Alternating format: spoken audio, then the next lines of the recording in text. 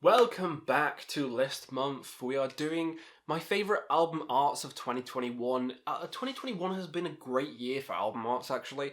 A lot of some of my favourites of all time are fucking from this year, and some on this list I've instantly got the shirts for because the album arts are that fucking good. But for now, let's talk about fucking art. So, before I get in with my list, pop yours down below. What's your favourite arts from this year? What arts made you go, I'm instantly buying that album? Because album arts are fucking important, especially when you're in a record store and you're seeing all these records, and the ones you're going to pick out are the ones with the great art. You know, you're not going to pick out something with shit art like Metal Magic by Pantera. You're going to look at that panther with his pants on and be like, what the fuck is that? Even though I don't mind the album.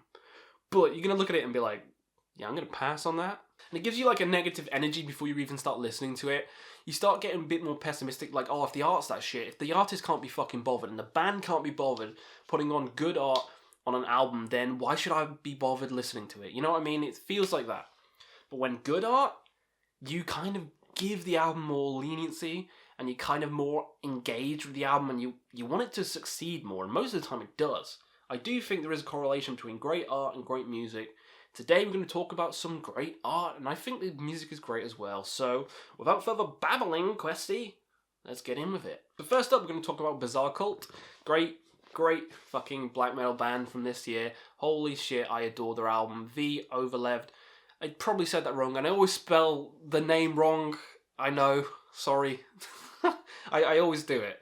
But this album is a glorious album. But we're not here to talk about the album. We'll do that in another video.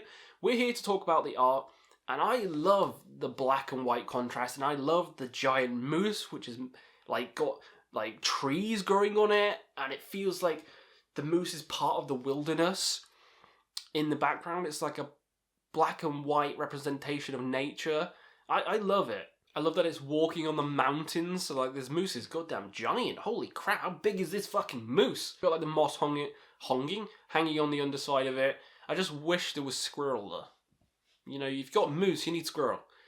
But yeah, love this album art, so it's making it into the top 10. Next up is Craven Idol, Forked Tongues. Holy crap.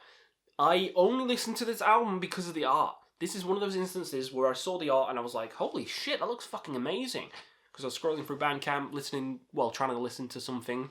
And then, yeah, I was like, god damn, that looks great. So I paused what I was listening to, check that out, and oh my god, great kind of black and thrash. Love this album, but the art, man, the album art made me listen to it. The fucking cool, like almost Hydra looking thing in the background. They got a chariot going on. It looks very just like much like a painting, like a cool Greek style painting, ancient Greek, not just random person in Greece painting it. You know what I mean? Like Hercules is gonna go fuck Hydra in the sky. It feels like that. Very epic in scope. Reminded me of like Bloodfire Death. And I was like, yes, anything that reminds me of Bloodfire Death, one of the greatest albums of all time, is going to be fucking good. And oh boy was it good. And this art, it made it happen. So yes, it's coming here. Next up we have Imperative Imperceptible Impulse. Make sure I got that right. Yeah, wow, I fucking remembered that. By Ad Nauseum. This may just look like a mess on first glance, but the more you look, the more you see.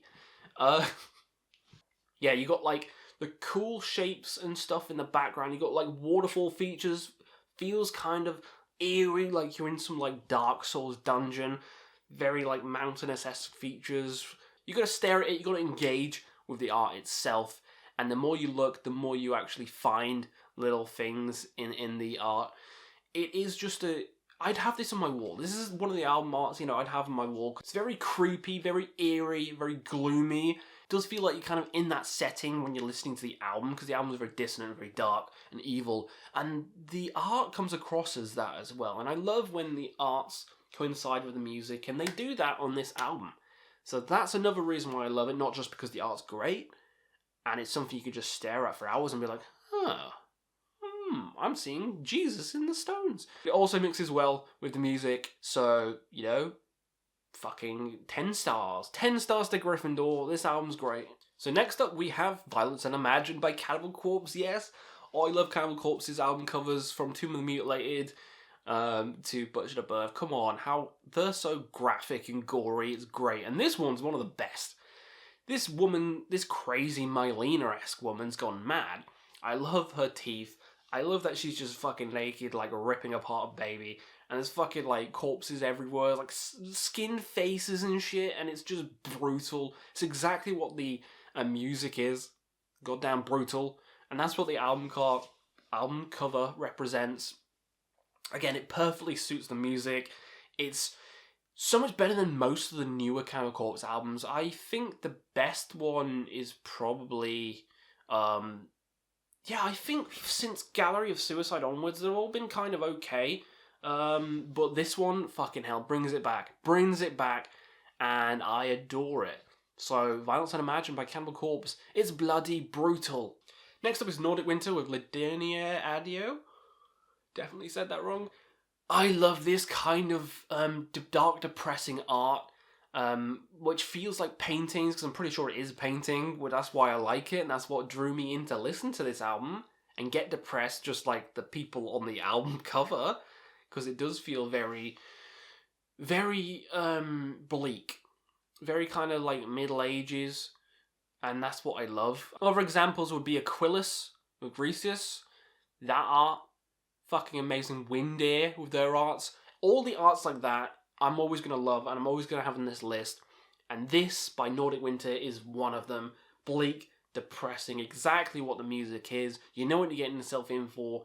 It's a marvellous painting. I'd easily have it on my wall. And what can I say? It's a beautiful painting. It's beautiful art. It's coming here. Next up is Trivium in the Court of the Dragon. Hell yes. I saw the giant painting of this one in Bloodstock. They had the giant painting of it, and I loved that.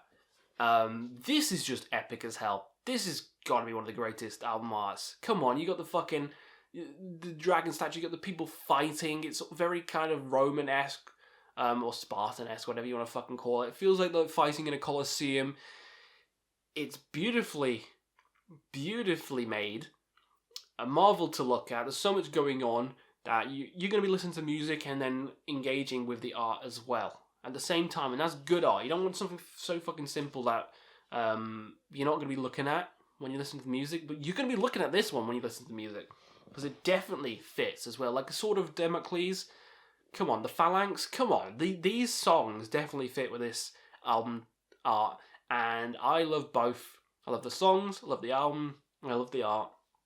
So it's a whole package, but the art's fucking glorious, so it's making it here. Next up, we have the Tritoneus bell. Holy fuck, I got the shirt straight away after hearing this. I love Hooded Menace, so you know I'm going to get it anyway, but the fucking purple on it, I love the purple on this album cover. Holy shit, the purple sings to me. The fucking bell is a giant skull. I love it. There's a fucking demon, zombie guy with a fucking hood up, ringing the giant demon bell, the smoke coming out of it. I love everything about this album art. This album art's fucking flawless. Love wearing it. It's probably one of my favourite shirts. Adore it to pieces. To bloody pieces. It's one of my favourite bands. They always make great arts, and this is probably one of the best. Next one, Stormkeep, Tales of Othertime.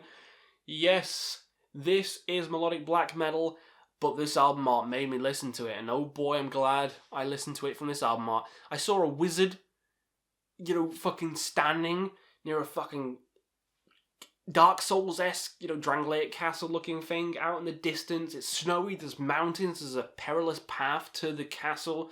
It's fucking lightning. It looks insane. It looks like fantasy. It looks exactly what I like, this Lord of the Rings-esque fucking shit. And oh boy, as soon as I saw that the genre was black metal and I saw that album art, I was like, that's fucking new.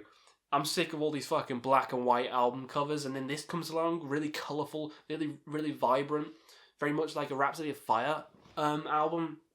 Had to check it out. It's one of my favourites of the year.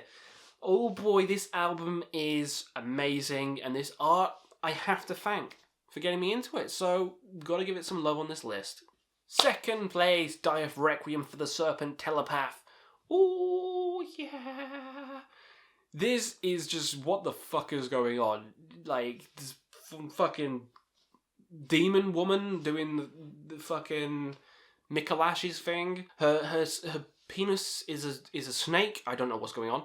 There's a giant fucking Sekiro snake coming out her head. Some weird face thing or wings. This is so just out there, so fucking weird. I got to include it because I love it. I got the shirt straight away. This is insane art, insane, and it's exactly what the music is. I mean, his singing is just otherworldly, and so is this art. So it matches up perfectly. Yeah, I love this album. I love this art. It's coming here. So that means my favourite art of 2021, the best art of 2021 is Helloween. Holy fucking shit. Helloween have had some shit arts recently. Very digital, very just processed and just shit, basically. Very shit. This one comes along and everyone's like, yeah, no, this album's gonna be good. This album's gonna be good. If it's not good, it's a waste of that fucking beautiful art. And oh boy, it was great. You know, all the singers, all the guitarists, you know, all worked harmoniously. But the art, man, fucking hell. The Keeper looks amazing. Holy shit, the paint, like how amazingly painted it is. It looks exactly like, you know, Keeper of the Seven Keys, but this is better. This is the best artwork they've ever done. If there was an album art ranking for Helloween, this is the best. As classic as those two are, this is the best. This art is phenomenal. It's easily the best of the year. As soon as it came out, there's nothing beating it. It's not even fucking close, to be honest. This album is so goddamn great. If I was to redo my favourite arts of all time, this would be on it. This album art is fantastic. Fantastic, and it just is great that the album's good as well. So, Helloween, self-titled Helloween, is my favourite album art of 2021. So hopefully you guys had some fun. Let me know down below what you thought of my list. Do you agree? Do you disagree? Let me know your own, and we'll see you again on another Quest for Metal.